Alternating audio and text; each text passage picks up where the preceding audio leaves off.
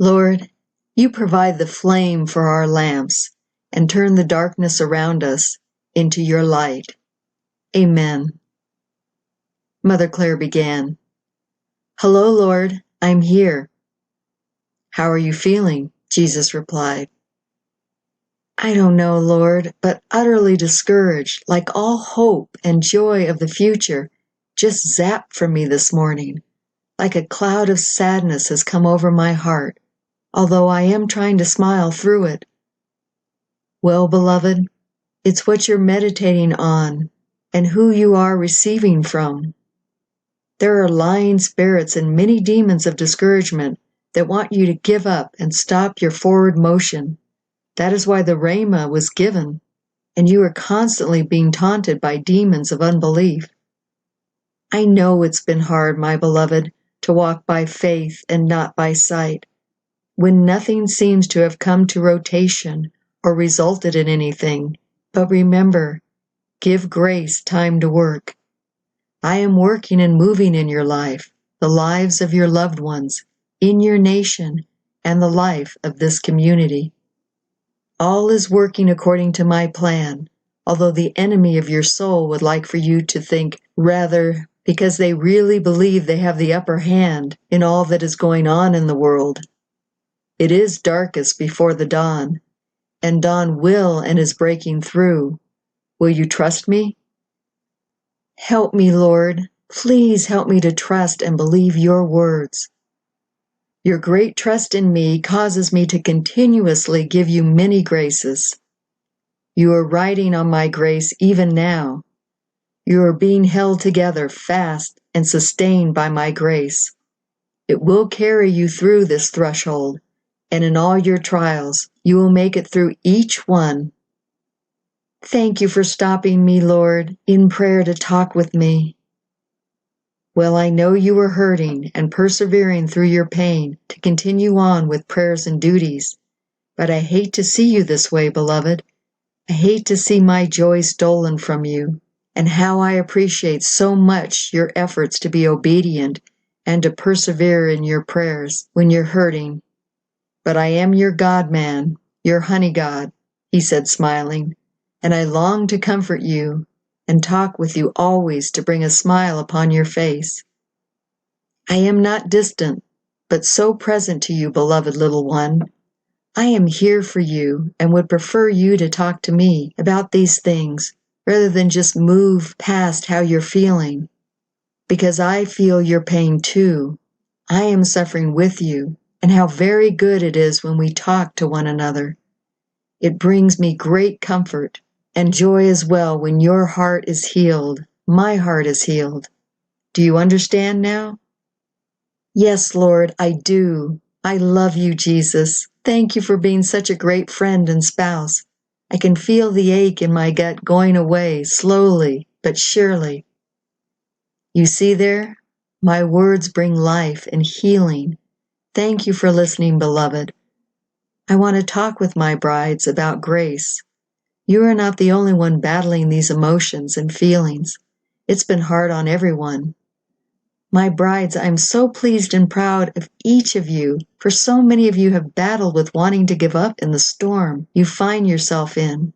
But I am in the boat with you and will quiet the storm at the appropriate time. Trust me, my grace is sufficient for each of you in your weakness. I love to see my brides weak, vulnerable, incapable, and looking to me for help, because this is your true state. You are so very weak, and the more you embrace your weaknesses, the more I rush to you with my grace. It is true that my grace is rushed down to the lowliest places. The more weak and lowly you are, the more my strength is made perfect. You see, weakness is what qualifies you for my grace. I want you to really understand that. So many despise their weaknesses. You are taught in this world to be strong, to have it all together, to know the right thing to do, the right thing to say, to have an attitude that is self-sufficient, self-reliant, and self-confident. The key word in all those things is self. In this world you are taught to rely so much on yourself. Therefore you despise any weakness you see in yourself, and even in my church it is rampant. You have ministers, pastors, shepherds, and servants who are hurting deeply, but in order not to come across as weak, they wear a mask.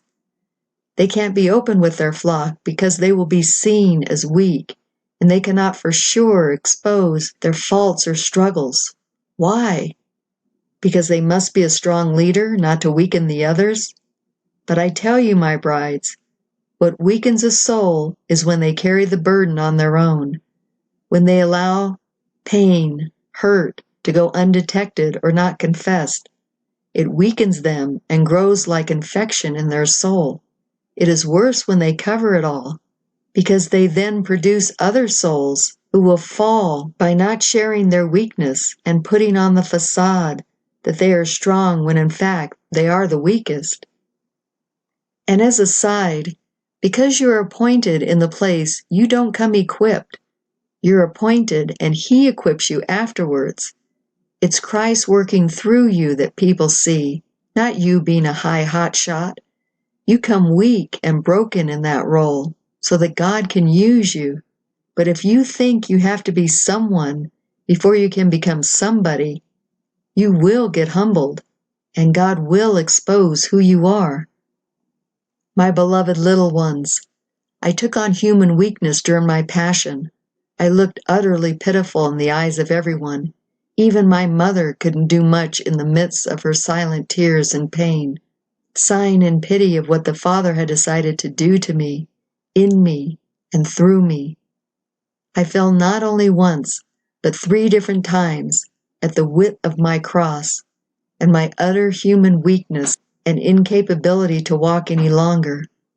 With one sigh of my heart, I could have had legions of angels come to my rescue, the cross obliterated in pieces, the ground shaking, and the soldiers and crowd goers who were taunting me struck dead in a millisecond, just with my sigh. That is the power and authority the Father gave me. I could have rose up like a superhero of your day and completely brought my enemies to nothing in strength and much power, but I didn't. I was not to be God carrying the cross, but a mere man who laid down his divinity to the Father for the sake of your salvation, for the sake of grace, the grace of courage and perseverance that I knew was so desperately needed to overcome this world's trials and suffering.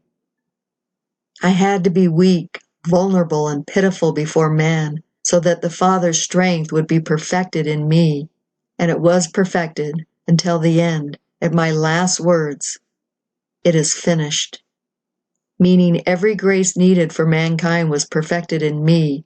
It was indeed finished. Now I knew that souls could endure, could persevere, could live as I lived, and could also make it to finish the race as I did. I finished it so that you all may finish well. Your weakness is so very beautiful to me, my brides.